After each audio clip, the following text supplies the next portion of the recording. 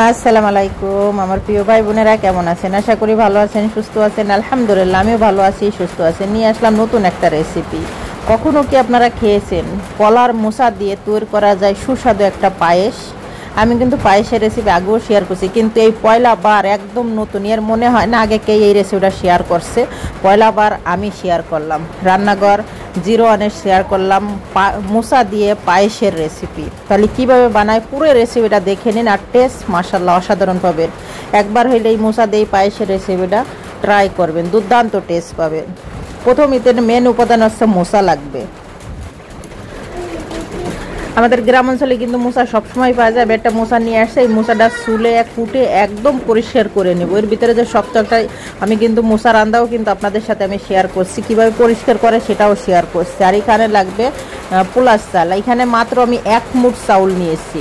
1 মুঠ মানে আপনার হাতের মুঠির হাতের যে এতটা ধরে ততটা 1 গৌড়ে বা 1 মুঠ যেটাই হোক এরমটা চাল নেই। আর কাপ যদি মাপে তাহলে হাফ কাপের মতন চাউল হবে। মোচাটা আমি ধুয়ে কুটে রেখে দিয়েছিলাম 5 মিনিট রেস্টে। এখন পানিটা নিংড়ে আমি রেখে দিয়েছি। এক সাইডে আমি দুধ জ্বালাবার দিয়ে দিয়েছি, একদম ফ্রেশ দুধ। আর এক সাইডে আমি একটা তাওয়াতে দিয়ে দিয়েছি ঘি। অবশ্যই ঘিটা ব্যবহার করবেন। ঘির ভিতরে দিয়ে দিলাম তেজপাতা, দারচিনি এবং এলাচ। একটু নাড়াচাড়া করে তারপরে আমি মোচাটা খুব সুন্দর করে ভেজে নেব। আর এক সাইডে আমি 1.5 লিটার দুধ আমি জাল করতে দিয়েছি। অবশ্যই ঘি দিয়ে, যদি ঘি বা বাটার, তেল দিয়ে ভাজলে সেরকমটা গ্রানটা ভালো আসবে না। এই মোচাটা আপনারা অবশ্যই ঘি বা বাটার দিয়ে ভেজে নেবেন, এতে খুব সুন্দর একটা ফ্লেভার ছড়াবে। মোচার কষটা চলে যাওয়ার পর তখন কিন্তু মিষ্টি একটা ঘ্রাণ আসবে। আমি যে চালটা ধুয়ে রেখে দিয়েছিলাম আধা ঘন্টা আগে, সেই চালটাই আমি দিয়ে দিলাম দুধের ভিতর। প্রথম অবশ্যই চালটা খুব সুন্দর করে সেদ্ধ করে নিতে পারেন।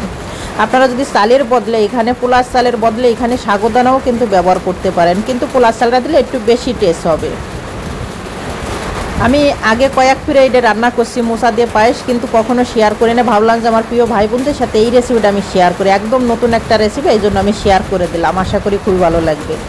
আমি কয়েক মিনিট ধরে জাস্ট এখানে 2 থেকে 3 মিনিটের মতন মোচাটা খুব সুন্দর করে ভেজে নেবেন। মিষ্টি খুব সুন্দর একটা ঘির একটা ফ্লেভার আসবে। তারপরে আপনার দারচিনি, তেজপাতার, এলাচের খুব সুন্দর একটা ফ্লেভার আসে। আর মোচাতে কিন্তু কোনো বাজে কোনো স্মেল কিন্তু থাকে না বা নাই। দুধটা ফুটে উঠছে, তার ভিতরে দিয়ে দিলাম 2টো তেজপাতা। আমার মোচা কিন্তু এদিকতে ভাজা কিন্তু হয়ে গেছে, আমি সাইডে রেখে দিয়েছি।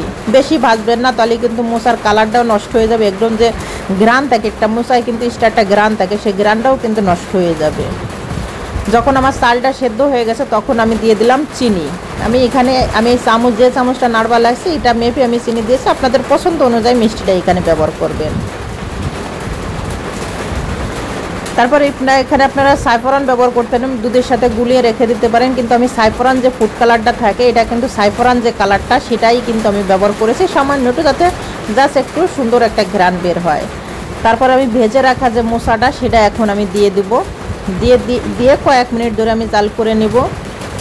আর এত সুন্দর একটা ঘ্রাণ ছড়াচ্ছে। এই রেসিপিটা কিন্তু আমার বাড়িতে কিন্তু আমি হয়তো দেশের বাইরে আগে এক ফিরে তৈরি করেছি, কয়েক ফিরে তৈরি করে নিয়েছি। আর আমি একটু কেওড়া জল ব্যবহার করেছি সুন্দর একটা গ্রানের জন্য। আপনারা চাইলে এখানে গোলাপ জল ব্যবহার করে। আমি কাজু বাদাম, পিস্তা বাদাম, কাঠবাদাম সব কিছু এখানে ব্যবহার করেছি অল্প করে। আর কিশমিশ ব্যবহার করলাম আমি।